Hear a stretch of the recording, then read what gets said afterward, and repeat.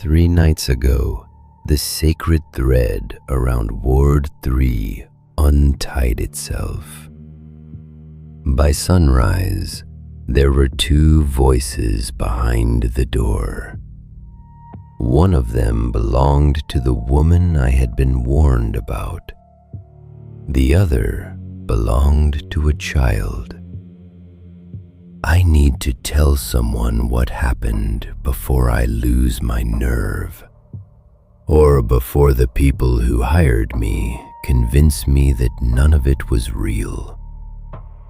I work night security at an abandoned provincial hospital outside Chiang Mai. The hospital closed 12 years ago after a small electrical fire exposed structural damage throughout the oldest wing. That is the official story. People in town tell a different one. They say the fire woke up something that had been sleeping in the old maternity ward. My job sounded simple enough. Walk the perimeter every 2 hours, record the generator readings, and make sure nobody broke in to steal the copper wiring. 15,000 baht a month to babysit a dead building. I needed the money. I did not ask enough questions. On my first night, the outgoing guard showed me Ward 3. His name was Lung Sompong.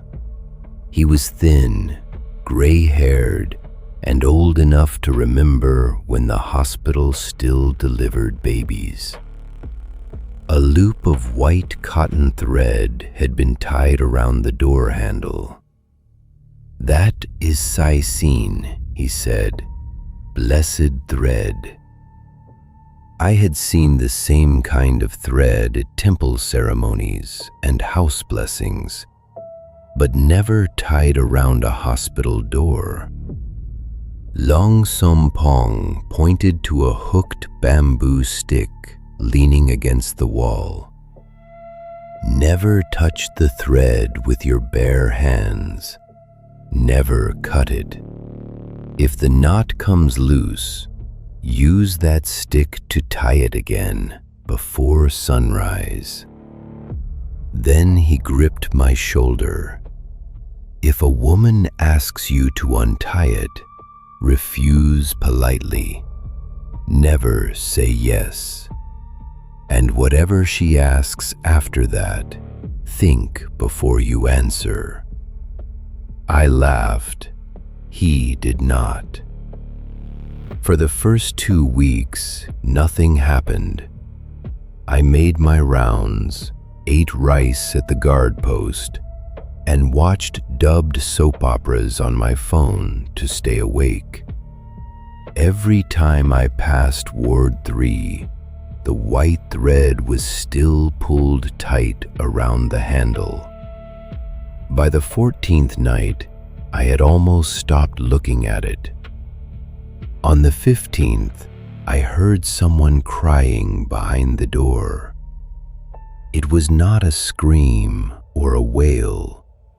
It was the quiet, exhausted crying of a mother rocking a baby that would not settle. I stood in the corridor and listened. I told myself it was wind moving through broken glass. Maybe a cat had crawled inside. Maybe water was dripping somewhere in the walls. Then a woman spoke from the other side of the door. "Please help me untie this. My hands are burned. I cannot do it myself."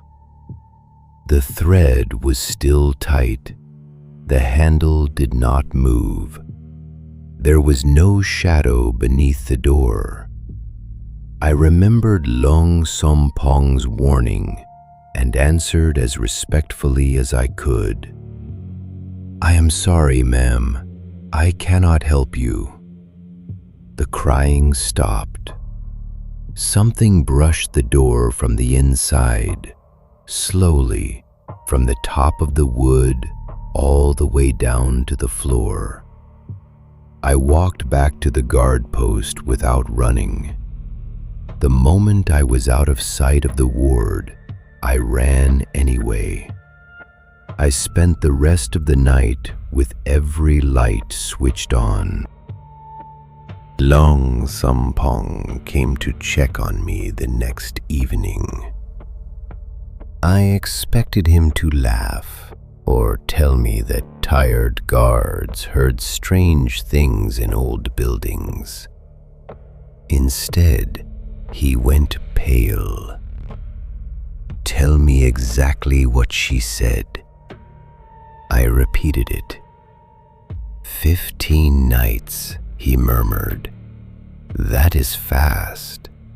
She usually waits a month before she speaks to a new guard." I asked him who she was. He lit a cigarette before answering, as if he needed to give his hands something to do. The maternity wing had burned in 1971.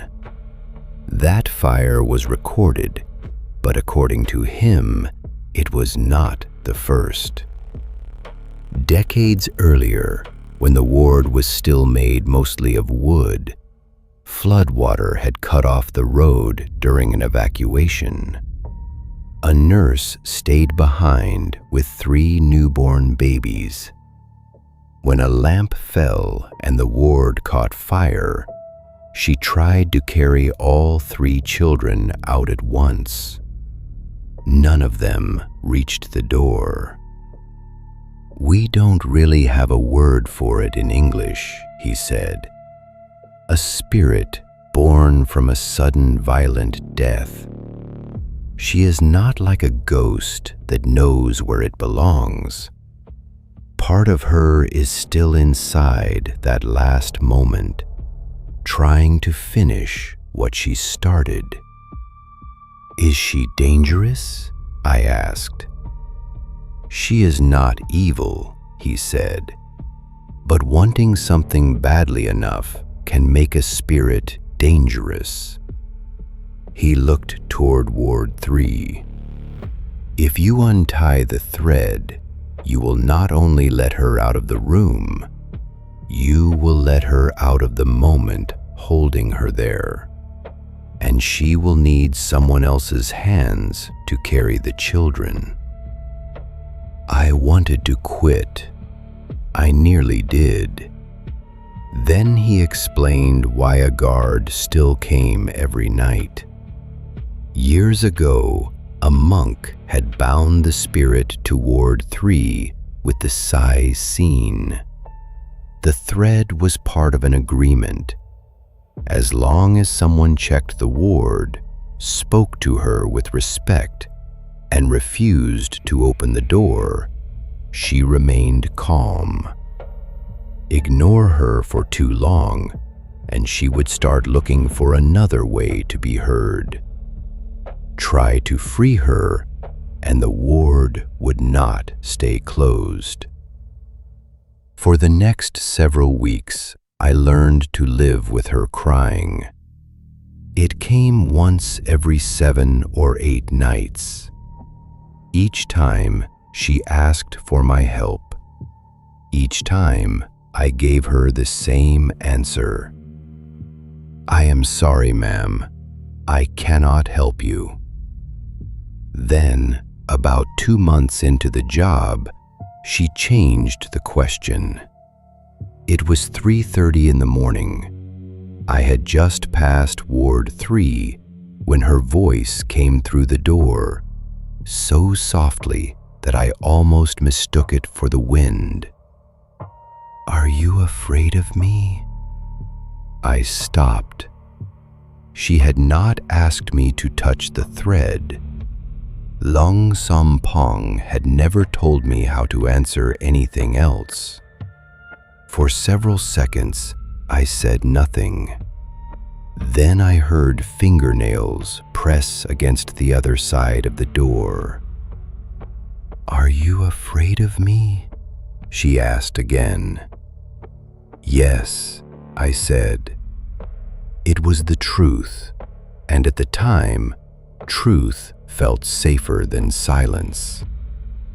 The pressure against the door disappeared. She did not cry again for almost 3 weeks. When I told Long Som Pong, he did not look relieved. She is learning what you will give her, he said.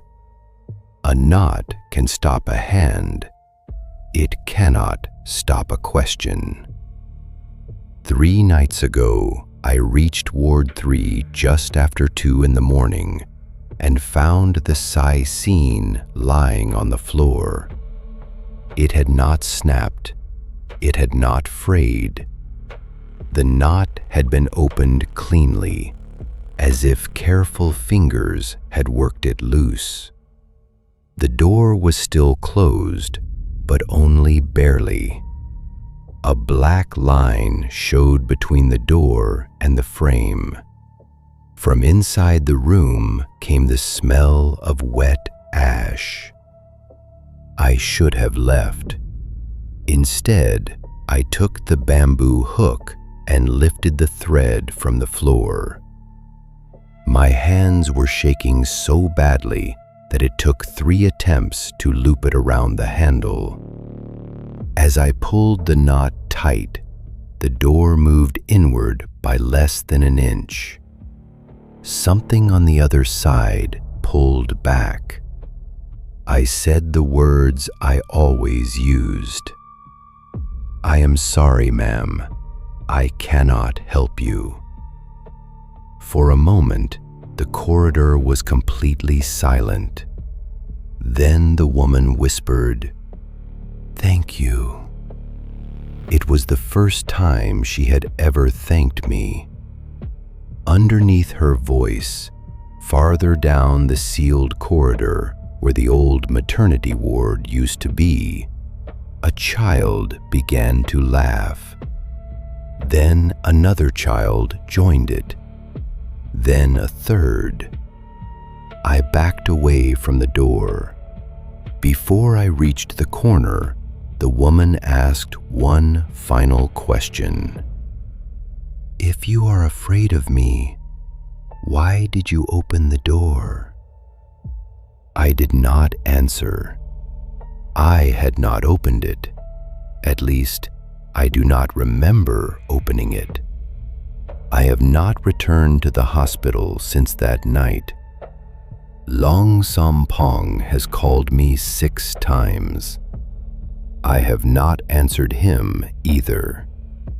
But this morning, I found a loop of white cotton thread tied around the handle of my apartment door. The knot was on the inside.